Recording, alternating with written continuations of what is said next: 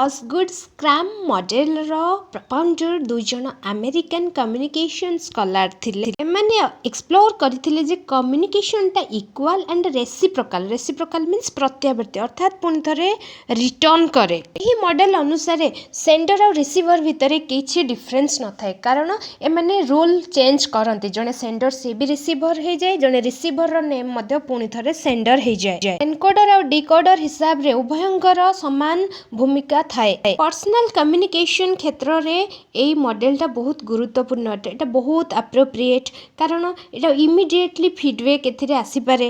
ଆଉ ନଏଜ୍କୁ ମଧ୍ୟ ଏଠି ଆମେ ରିଡ୍ୟୁସ୍ କରିପାରିବା, ନଏଜ୍କୁ ମଧ୍ୟ ପୁରା କମ୍ପ୍ଲିଟଲି ମଧ୍ୟ ଆମେ ରିମୁଭ୍ କରିପାରିବା। ଏଠି ଫିଡବ୍ୟାକ୍ ଆସିବାରେ ଡିଲେ ହୁଏ ନାହିଁ, ଇମିଡ଼ିଏଟଲି ପଳେଇ ଆସେ। ଗୋଟେ ଏକ୍ସାମ୍ପଲ ଥ୍ରୁରେ ବୁଝିବା। ସପୋଜ ତୁମେ ତୁମର ଫ୍ରେଣ୍ଡ ପାଖକୁ କିଛି ଗୋଟେ ମେସେଜ ପଠେଇଲ, ତ ସେଠି ତୁମର ନାଁ କ'ଣ ହେଇଗଲା? ସେଣ୍ଡର।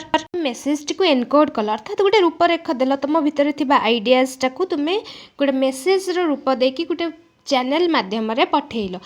ତୁମ ଫ୍ରେଣ୍ଡ ବା ଯିଏକି ରିସିଭର ସିଏ କ'ଣ କରିବ? ତୁମେ ପଠେଇଥିବା ମେସେଜ ବା ତୁମର ଆଇଡ଼ିଆଜ, ତୁମର ଥଟ୍ସକୁ ସିଏ ବୁଝିବାକୁ, ତମ ୱେରେ ବୁଝିବାକୁ ଚେଷ୍ଟା କରିବ। ତମେ ଯେଉଁ ଇଣ୍ଟେନସନରେ ପଠେଇଛ ସେଇ ଇଣ୍ଟେନସନରେ ସେ ତାର ମିନିଂଟାକୁ ବାହାର କରିବ।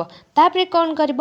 ପୁଣି ଥରେ ସିଏ ମଧ୍ୟ ନିଜ ଆଇଡ଼ିଆଜକୁ, ଅର୍ଥାତ୍ ଯେଉଁଟା ରିପ୍ଲାଏ ଦେବ, ତ ନିଜ ଆଇଡ଼ିଆକୁ ସେ ଗୋଟେ ରୂପରେଖ ଦେବ, ଯେଉଁଟାକୁ କୁହାଯିବ ଏନକୋଡ୍। ସିଏ ତମ ମେସେଜକୁ ଡିକୋଡ୍ କଲା, ପୁଣି ଥରେ ଯେଉଁ ରିପ୍ଲାଏ ଦେଲା, ତ ସେଠି ସେ କ'ଣ ହେଲା? ସେ ପୁଣି ଥରେ ଏନକୋଡ୍ କରିଲେ। ସିଏ ଯେତେବେଳେ ରିପ୍ଲାଏ ପଠେଇଲେ, ତୁମର ନାଁ ସେତେବେଳେ ହେଇଗଲା ରିସିଭର, ସିଏ ହେଇଗଲେ ସେଣ୍ଡର। ପ୍ରଥମେ ତମେ ପଠେଇଥିଲ, ତମ ରୁଲ୍ ଥିଲା ସେଣ୍ଡର, ସିଏ ଥିଲେ ରିସିଭର। ପୁଣି ସିଏ ଯେତେବେଳେ ରିପ୍ଲାଏ ବ୍ୟାକ୍ କରୁଛନ୍ତି, ତାର ନାମ ହେଇଗଲା ସେଣ୍ଡର, ତମେ ହେଇଗଲ ରିସିଭର। ସେଣ୍ଡର କାହାକୁ କହିବା? ଯିଏ ଗୋଟେ କନଭରସେସନକୁ ଇନିସିଏଟ୍ କରେ, ଯିଏ କନଭରସେସନ ଆରମ୍ଭ କରେ, ତାକୁ ଆମେ ସେଣ୍ଡର ବୋଲି କହିବା। ଏମିତି ସେମ୍ ପ୍ରୋସେସ୍ ଚାଲିବ। ତମେ ରିସିଭର ହେଲ, ପୁଣି ତମେ ତାର ରିପ୍ଲାଏ ବ୍ୟାକ୍ ଯେତେବେଳେ କରୁଛ, ତୁମେ ତାକୁ ଗୋଟେ ମେସେଜ କରୁଛ, ତମେ ପୁଣି ସେଣ୍ଡର ହେଇଗଲ। ସିଏ ଯେତେବେଳେ ପୁଣି ତମକୁ ଆଉ ଥରେ ରିପ୍ଲାଏ ବ୍ୟାକ୍ କରୁଛି ତମ ମେସେଜର, ପୁଣି ସିଏ ହେଇଗଲା ସେଣ୍ଡର। କମ୍ୟୁନିକେସନ ଗୋଟେ ସାଇକ୍ଲିକାଲ ପ୍ରୋସେସରେ ହେଲା, ଗୋଟେ ସାଇକେଲ, ଗୋଟେ ଚକ୍ରୀୟ ଗତିରେ ହେଉଛି, ରୋଲ୍ ପ୍ଲେ ହେଉଛି। ତ ଏଠି ଆମେ କହିପାରିବାନି ଯେ କେଉଁଠୁ ଆରମ୍ଭ ହେଉଛି କେଉଁଠୁ ଶେଷ ହେଉଛି। American communication scholar dances ହେଲିଙ୍କ name ଅନୁସାରେ ଏ ମଡେଲର ନାଁ ରଖାଯାଇଛି ଡ୍ୟାନ୍ସ ହେଲିକାଲ ମଡେଲ। ଫ୍ରାଙ୍କ ଡ୍ୟାନ୍ସ ଗୋଟେ ହେଲିକ୍ ୟୁଜ୍ କରିଥିଲେ ଏଇ କମ୍ୟୁନିକେସନ ପ୍ରୋସେସକୁ ବୁଝେଇବା ପାଇଁ, ଡେସ୍କ୍ରାଇବ୍ କରିବା ପାଇଁ। ଅର୍ଥାତ୍ କୁଣ୍ଡଳୀ, ଅର୍ଥାତ୍ ଯେଉଁଟା ଗୋଟେ ସ୍ପାଇରାଲ ହେଇକି ଯାଇଥାଏ, ଯେମିତି ସ୍ପାଇରାଲ ବାଇଣ୍ଡିଂ କର, ଯେମିତି ସେ ଯେଉଁ ବାଇଣ୍ଡିଙ୍ଗର ଏକୁଟା ୱାୟାରଟା ବା ଯାହା ବି ଥାଏ, ତ ସେଇଟା ଯେମିତି ସ୍ପାୟାର ହେଇକି ଯାଏ, ତ ଠିକ୍ ସେମିତି ଏଠି କମ୍ୟୁନିକେସନ ପ୍ରୋସେସ୍ ମଧ୍ୟ ଗୋଟେ କୁଣ୍ଡଳୀ ଆକୃତିର ହେଇକି ଉପରକୁ ଯାଉଛି, ଅର୍ଥାତ୍ ଆଗକୁ ଯାଉଛି।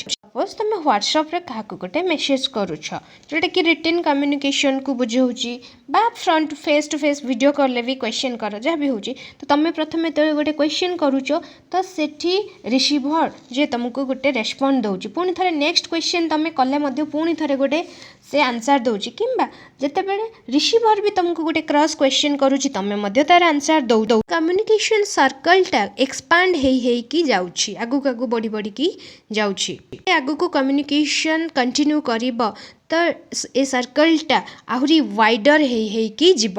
ଇଣ୍ଡିକେଟ୍ କରେ ଯେ ଆଗକୁ ନ୍ୟୁ ଟପିକ୍ରେ କନଭରସେସନ୍ ହେବ, ଯେଉଁଟାକି ପ୍ରିଭିୟସ୍ କମ୍ୟୁନିକେସନକୁ ଆଉ ରିପିଟ୍ କରିବ ନାହିଁ। ପ୍ରିଭିୟସ୍ ଟପିକ୍ରେ ଡିସ୍କସନ୍ କଣ୍ଟିନ୍ୟୁ ହେଇପାରେ ବା ରିପିଟ୍ ହେଇପାରେ। ଏପରି କୁଣ୍ଡଳୀ ଆକୃତିର କମ୍ୟୁନିକେସନ ପ୍ରୋସେସଟା ଆଗକୁ ଚାଲେ। Wish you all a happy learning, keep supporting, keep motivating. Thank you.